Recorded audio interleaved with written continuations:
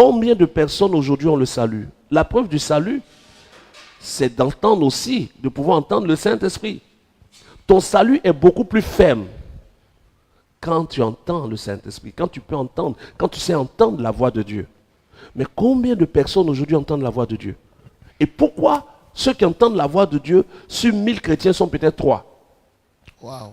Parce que on a enseigné un message et on a dirigé le peuple vers un livre appelé la Bible que de diriger le peuple vers le Saint-Esprit. On a dit aux gens, la Bible est la parole de Dieu. Et donc, tous ceux qui veulent entendre Dieu doivent se tourner vers la Bible. Et tout le monde s'est tourné vers la Bible. Pendant que Dieu parlait depuis le ciel, nous on lisait. Et tout ce que Dieu nous disait, on n'écoutait plus. Et nous sommes rentrés dans une dimension, selon Apocalypse chapitre 3, où nous sommes maintenant pauvres, misérables, aveugles et nus. Des gens qui croient en Dieu, qui disent qu'ils ont accepté le message de Jésus, mais avec lesquels des démons couchent la nuit, des maris de nuit. Parce qu'ils sont... Pour qu'un démon couche avec toi, il faut que tu sois nu.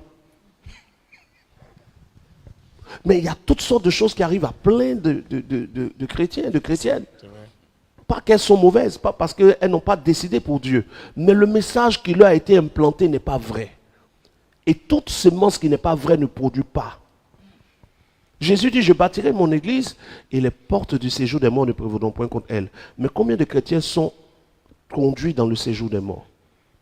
À cause du type de message.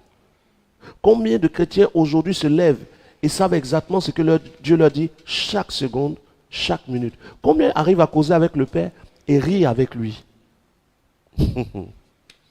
Pourquoi? Parce qu'on a conduit les gens à la lecture plutôt qu'à l'écoute. Pendant que la lecture s'apprend à l'école et l'écoute s'apprend par le Saint-Esprit. Donc, celui qui a fait le CP1, le primaire, et qui a bien fait son primaire, c'est lui. Celui qui n'a pas fait le primaire, c'est pas lui. Donc, celui qui n'a pas eu accès à bord A, bas, ne peut pas lire la Bible. Voici le message qu'on a donné aux gens. On a dit aux gens, la parole de Dieu, c'est la Bible. Et en le disant, on a dit aux gens, vous qui ne savez pas lire, vous n'avez pas droit à la parole. Ouais, façon indirecte, oui. Oui, puisqu'il faut lire. Ouais. Il y a combien de personnes qui ne savent pas lire sur terre? Est-ce que les gens ont déjà évalué le nombre d'illettrés? Mais c'est énorme. Et tous ceux-là n'ont pas droit à la parole. Si la Bible était la parole de Dieu, ils n'ont plus droit à la parole, ils ne savent pas lire. Mais la Bible n'est pas la parole de Dieu. La Bible est un livre dans lequel certains livres contiennent les paroles de Dieu. Par exemple, on a le livre de Matthieu, on a le livre de Marc, on a le livre de Luc, on a le livre de Jean, on a le livre d'Apocalypse. Et même on peut lire aussi le livre des Actes des Apôtres. Mais quand tu vas prendre d'autres livres de la Bible, ce qui est dit dedans ne vient pas de Dieu. Ne vient pas de Dieu. Mais on nous dit, tout le livre, Bible veut dire quoi? Bible vient d'un mot qui veut dire bibliothèque. Mais une bibliothèque, on range plusieurs livres dans une bibliothèque. Donc, ils ont pris plusieurs livres qu'ils ont assemblés. Mais tous les livres qu'ils ont assemblés ne sont pas forcément certifiés par Dieu.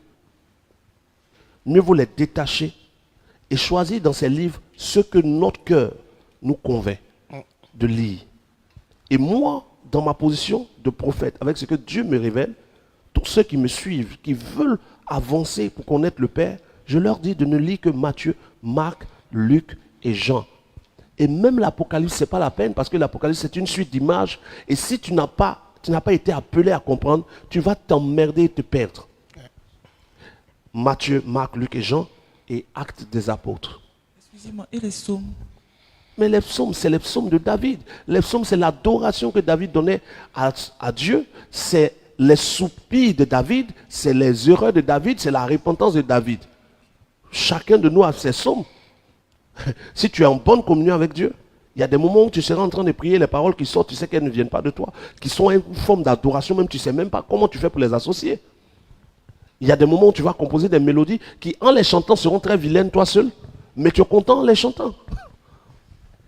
Mais en lisant les psaumes de David, tu deviens juste un poste radio et David est la cassette. Waouh!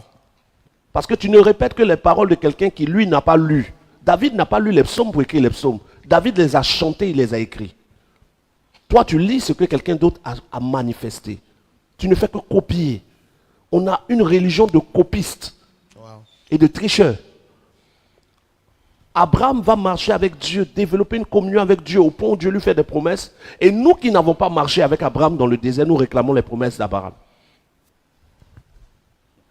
On n'a pas été là où Abraham a marché, là où Abraham a été menacé. On n'a pas vécu les pressions d'Abraham.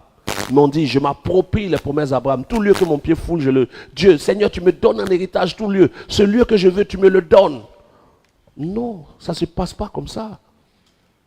Hébreux chapitre 11 dit, par la foi des gens obtiennent des promesses. Les promesses de chacun doivent être obtenues par des actes, par une alliance, par une communion avec le Père. Chacun doit obtenir des promesses. Et les promesses que nous allons obtenir vont nous introduire dans une autre dimension.